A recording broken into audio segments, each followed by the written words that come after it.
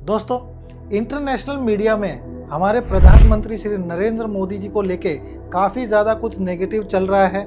यहाँ तक हमको सुनने में आया है कि वे रिपोर्टर को अच्छे से जवाब नहीं दे रहे हैं और इस प्रकार से जो नेगेटिव चीज़ें हमारे मोदी जी के बारे में वहाँ पे फैलाया जा रहा है। क्या सच्चाई है इसके बारे में और क्या हम न्यूमरोलॉजी के द्वारा एनालिसिस करेंगे कि उनको ऐसा क्यों फेस करना पड़ रहा है।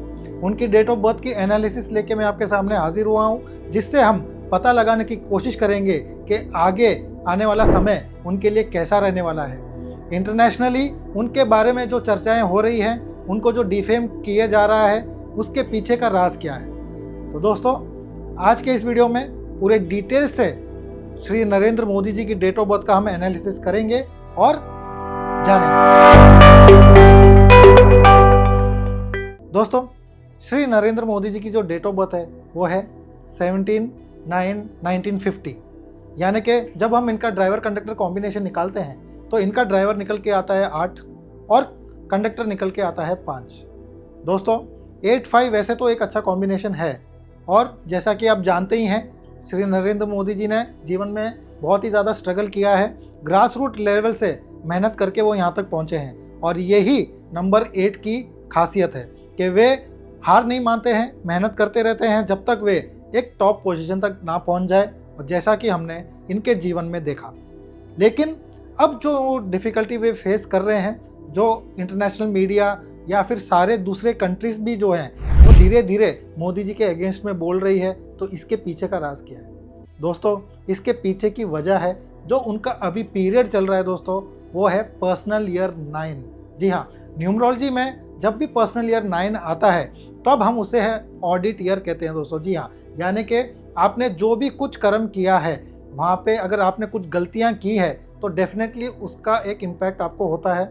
अगेन नंबर 9 जो आता है पर्सनल ईयर, उसे हम ट्रैपिंग ईयर भी कहते हैं दोस्तों। जी हाँ, आपसे कोई ना कोई ऐसा डिसीजन करवा देना जिससे कि आपको नुकसान हो, ये आपको ट्रैप करने का ईयर है दोस्तों। जी हाँ, तो इस साल में हमेशा ही सावधानी बरतने की बहुत ही ज़्यादा ज़रूरत होती है और हमेशा ही हम हमारे क्लाइंट्स को जो है हिदायत देते हैं कि इस साल में जो भी वो फैसला लें बहुत ही ज़्यादा सोच समझ के लें। किसी के सामने भी जो भी चर्चा करें वो भी सोच समझ के करें। अपने मुंह से निकलने वाला हर एक शब्द मोल तोल के बोलें, क्योंकि ये साल डिफेम करने का या फिर उनके ऊपर कोई ना कोई एलिगेशंस लगने का, किसी भी प्रकार से नेगेटिव इम्पैक्ट देने का साल होता है।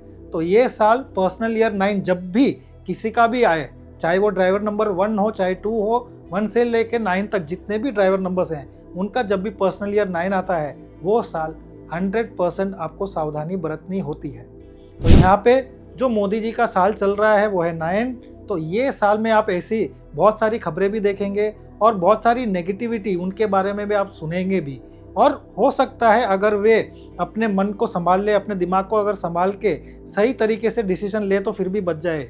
लेकिन ग्रह जो है, प्लैनेट्स जो है, वो कहीं ना कहीं ऐसी फॉर्मेशन में आ जाते हैं और आपसे वो गलती करवा देते हैं और फिर जो है आपको उसका रिजल्ट भोगना पड़ता है। तो वही चीज़ जो अभी हो रही है, आप देख रहे हैं कि उनका नाम, अभी तो जून ही स्टार्ट हुआ है और जून स्टार्ट होते ही आप देख रहे हैं कि उनके बारे में ये नेगेटिव चर्चाएं शुरू हो गई है।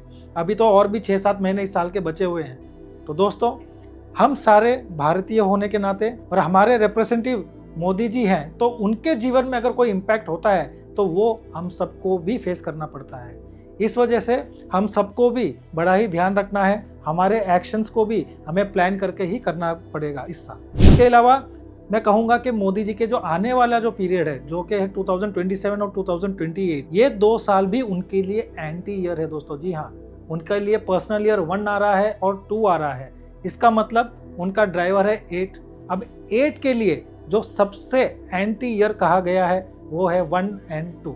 तो आने वाले साल भी उनके लिए अच्छे फेवरेबल नहीं है।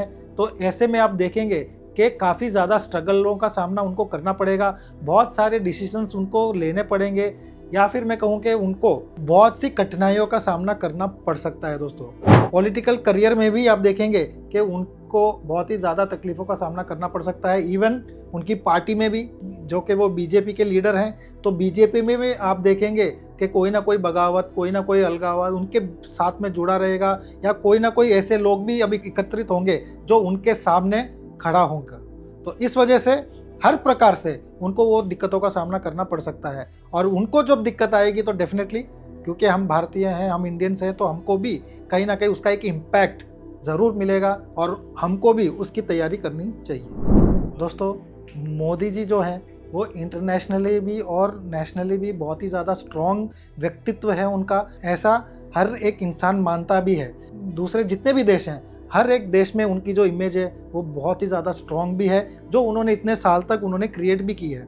लेकिन जब ये पर्सनल ईयर 9 आता है तो कहीं ना कहीं उसमें एक डेंट लगने का चांसेस हो जाता है। तो यहाँ पे मोदी जी को यही सावधानी रखनी है कि जो इमेज उन्होंने क्रिएट की है, जो लोगों के सामने उन्होंने इतनी हिम्मत दिखा के अपनी इमेज को जो उन्होंने स्ट्रॉन्ग एक व्यक्तित्व प्रेजेंट किया है, उसको वो डेंट ना लगने दे।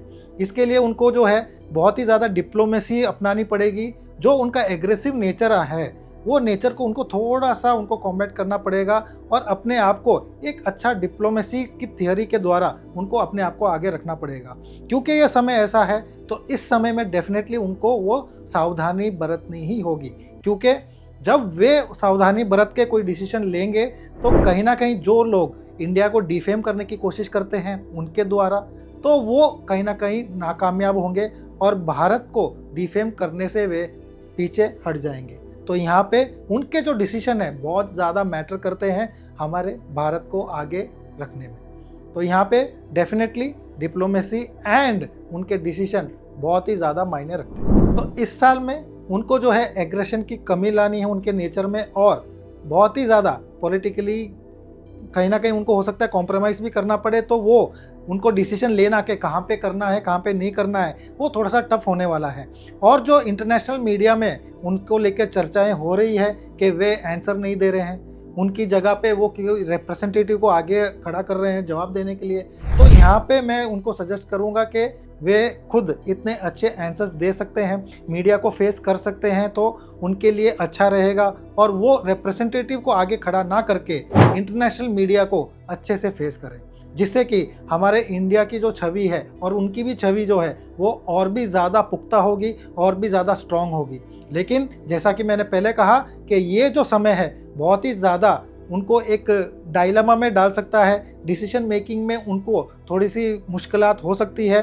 तो यहाँ पे डेफिनेटली उनके माइंड को क्लियर करके और जो क्या करना चाहिए वो स्टेप्स लेने के पहले 10 बार सोचें, और अच्छे तरीके से अगर करेंगे तो डेफिनेटली ये कोई इतना बड़ा इवेंट नहीं है कि वो पार नहीं पा सकते हैं। उनमें क्षमता अच्छी है, काबिलियत भी है, तभी वो इतने साल तक इंडिया के प्राइम मिनिस्टर रहे हैं और आगे भी वो कंटिन्यू अच्छे तरीके से कर पाएंगे। लेकिन क्योंकि समय अनुकूल नहीं है तो यहाँ पे उन्हें बहुत ज़्यादा सावधानी बरतने की ज़रूरत है। तो दोस्तों, इस वीडियो को ज़्यादा से ज़्यादा शेयर करिएगा ताकि ये वीडियो जो है उन तक पहुँच सके, यानी मोदी जी तक पहुँच सके, ताकि ये उनको डिसीजन मेकिंग में हेल्प कर पाए। तो उम्मीद करता हूँ दोस्तों आपको मेरी ये वीडियो पसंद आई होगी, और भी ऐसे ही इंटरेस्टिंग वीडियोस लेके आपके सामने हाजिर होता रहूँगा। मिलते हैं अगले वीडियो में, तब तक आप अपना पूरा ध्यान रखें। बहुत बहुत धन्यवाद।